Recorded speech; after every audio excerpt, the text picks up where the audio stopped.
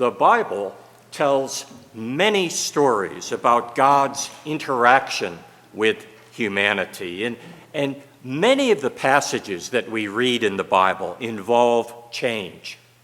Some of the changes are spiritual in nature, as in Ephesians 4, where we read, "Put away your former way of life, your old self, corrupt and deluded by its lusts, and be renewed in the spirit of your minds, and clothe yourself with the new self, created according to the likeness of God in true righteousness and holiness." Sometimes the changes the Bible speaks of are national in their scope, as in the words of Isaiah on the eve of their return from exile in Babylon, when we read, "I am about to do a new thing. Now it springs forth. Do you not perceive it?" And sometimes the changes are international in their scope, as in the book of Daniel, where we read that God changes times and seasons, deposes kings, and sets up kings. Sometimes we even read of cosmic change, such as in the book of Revelation, where we find the promise of a new heaven, a new earth. Page after page, things are always changing, and page after page, God remains faithful through all the changes. Some of the changes are very personal. Abram was living in the city of Ur when God instructed him to pack up and move, and promised his offspring a land far away. Some changes involved the whole clan. Joseph was sold as a slave by his stepbrothers into Egypt and rose to become the prime minister of agriculture. At his invitation, his stepbrothers and their families entered Egypt as VIPs. But when a different Pharaoh, who knew not Joseph, came to power, the offspring were enslaved. Under Moses, they made the transition from slavery to freedom, and from being unguided to followers of the law that God gave. Under Joshua, they moved from being desert wanderers and nomads into settled communities. At first, the tribes were guided by judges. Then they were ruled by kings. The country's leadership was exiled to Babylon, and then after a generation, they were restored to their own land. Jerusalem was in ruins till after Nehemiah emerged on the scene and the walls were rebuilt.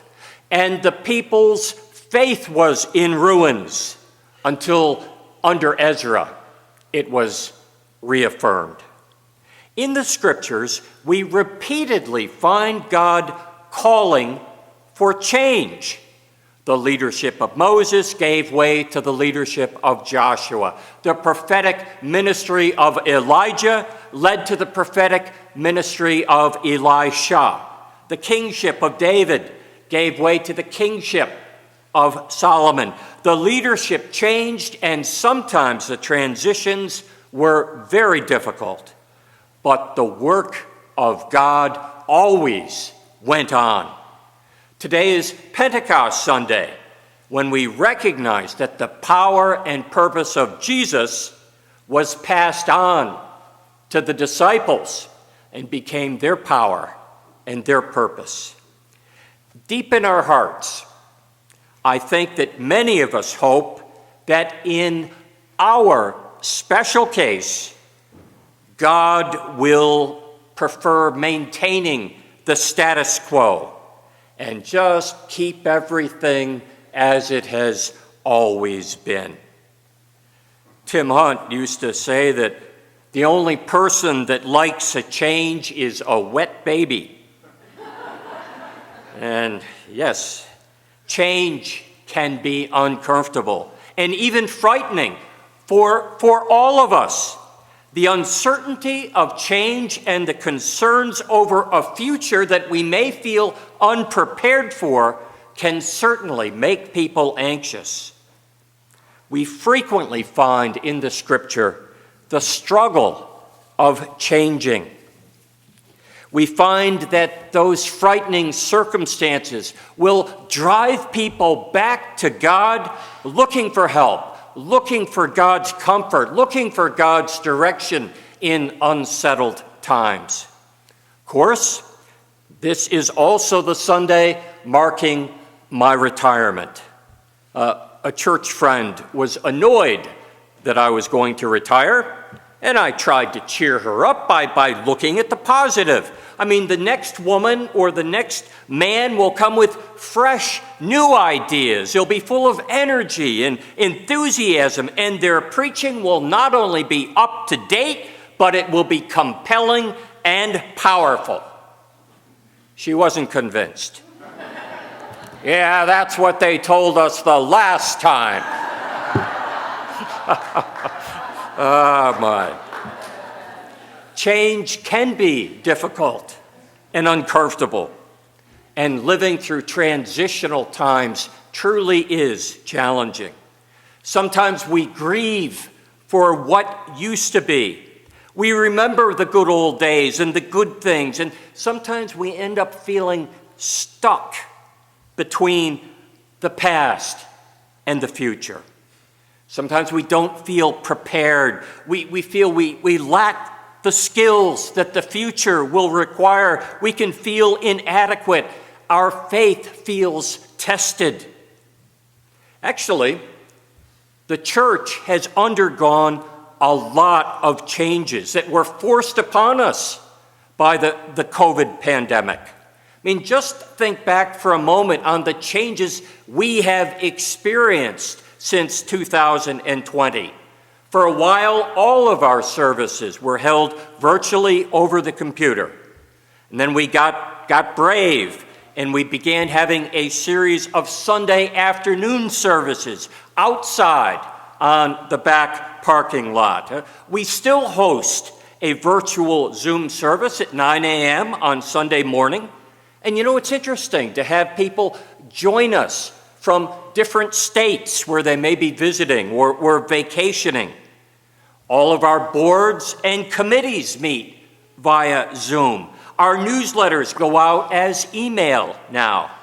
Man, just think about the savings and postage and the copying costs and the time that was spent compiling and stapling and labeling them all.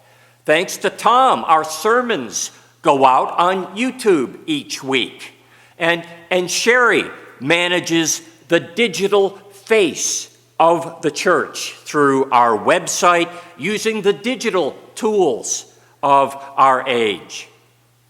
Now, no one would want to go through the masking up and dealing with the COVID pandemic again, but it certainly has pushed us in wild and wonderful ways as a church to try new things.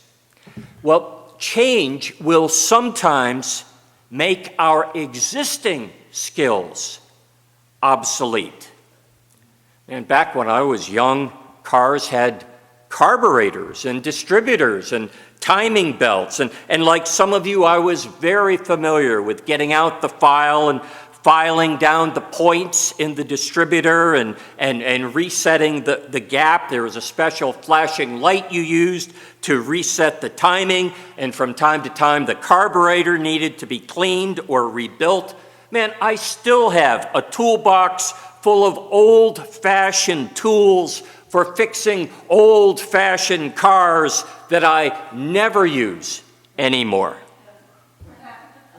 Today, we have electronic ignition.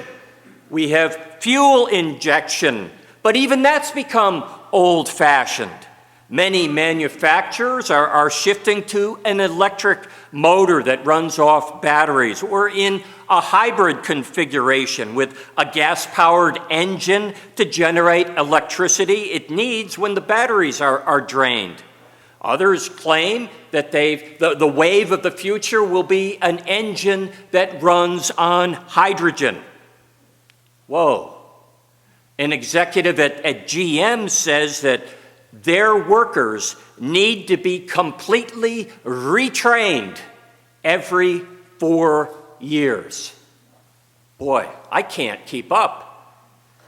Business consultant Tom Peters has stated that each of us is what he calls a rapidly depreciating asset.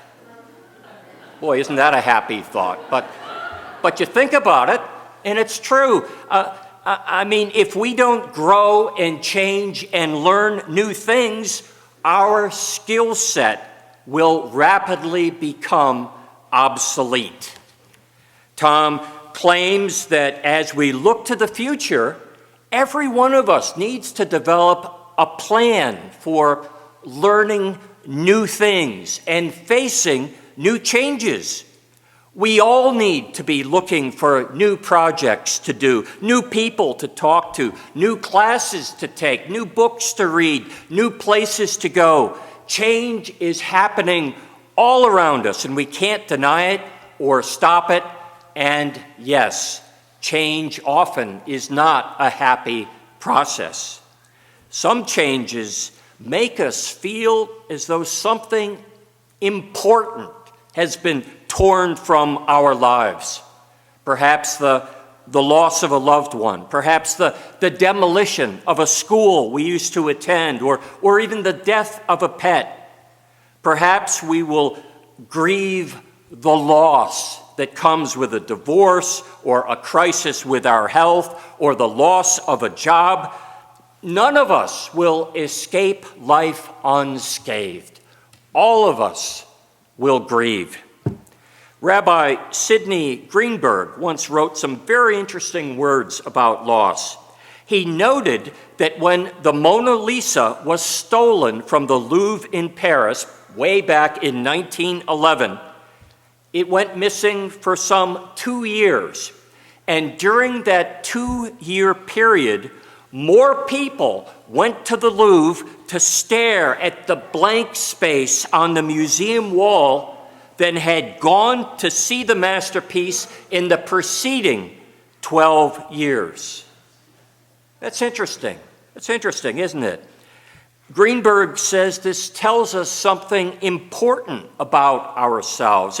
It points to our human tendency to fail to take notice of the precious things while we have them. But let something be taken away from us, and suddenly we become painfully aware of its loss, and our attention is sharply focused on that blank space, and we wonder how we can ever refill it again. The walls of our lives are filled with Mona Lisas, he writes, but we're unmindful of them. Countless blessings attend us daily, but we have grown insensitive to them. And the more often we receive a blessing, the less likely we are to even be aware of it. What is constantly provided is easily taken for granted. Helen Keller wrote these words, "I have often thought that it would be a blessing if each human being were struck blind and deaf for a few days at some point during their adult life. Darkness would make them so much more appreciative of sight, and silence would teach them the joys of sound." Now, I admit that's rather extreme, but we can all understand how doing without would make us appreciate what we have and what we likely take for granted. Too often, Greenberg continued, it takes a serious threat to our blessings to even make us aware of them. And then, suddenly, there's an empty space where a great painting once hung, an empty chair where a loved one once sat, an empty pay envelope from a job that once sustained our family. Eventually, each of us will confront an empty space in our lives, and we'll feel shaken by the loss. All of us know or will know what it feels like to lose something important. But sometimes the people around us can bring comfort and perspective. Sometimes even strangers can bring us hope. That's a role we can play. I have heard people share that at a moment in their lives when they felt simply overwhelmed and thought they could not carry on, that it was their friends, perhaps their friends from the church, that gathered around them and supported them and surrounded them with love and encouragement. Douglas Maurer was 15 years old. He'd been feeling bad for several days. His temperature was ranging between 103 and 105, and he was suffering from severe flu-like symptoms, and finally his mother took him to the hospital. Douglas was diagnosed as having leukemia. The doctors told him in very frank terms about this disease and what it would mean to him. They said that for the next 3 years he would have to undergo chemotherapy, and they didn't sugarcoat any of the side effects. They told Douglas his hair would fall out, his body would likely become bloated, and upon hearing all this, he went into a deep depression. Well, his aunt loved flowers, and so of course she knew that there was nothing that a teenage boy would like more than some flowers. So she called a floral shop to send him an arrangement. And she, of course, told the clerk all about it, and it was for her teenage nephew with leukemia and on and on. And when the flowers arrived at the hospital, they were indeed beautiful flowers, and Douglas dutifully read the card from his aunt, and it was full of promises and prayers and that sort of thing. And he saw a second card tucked down in, and he pulled that one out, and it read, "Douglas, I work at Brick's Florist, and I took your order. I had leukemia when I was 7 years old. Now I'm 22 years old. Good luck. My heart goes out to you. Sincerely, Laura Bradley." And with that, his face lit up. He said, "Oh, wow." I mean, that certainly put things in a completely different perspective than what he had heard from his doctors. He was in a hospital filled with millions of dollars of sophisticated medical equipment. He was being treated by doctors and nurses with medical training and experience that totaled in the hundreds of years. But it was a young woman in a flower shop who took the time to care and had been willing to follow what she felt in her heart, and gave Douglas a brand new perspective and a priceless hope and the will to carry on. Well, sometimes a sympathetic friend can do that for us and give us the courage to take a new grip with our weary hands and press on for another day or a week or a month. It is especially helpful if that friend has been where we are now or has walked in our shoes. May God give us the compassion and the courage and the direction to do likewise. Well, finally, my friends, it is time for me to say goodbye. But not really. After all, this is the age of Facebook, and some of you will be hearing my family news before I do. It's just the way it works nowadays. And you never know when I might email you a picture of some interesting bird I've seen or something like that. But the word goodbye is actually a shortened form of the old blessing, God be with you. And indeed, that is my prayer for all of us, that God will be with us through the times of trouble, through the times of change, and we in turn can be with others. We can help them in their time of struggle and change. Amen.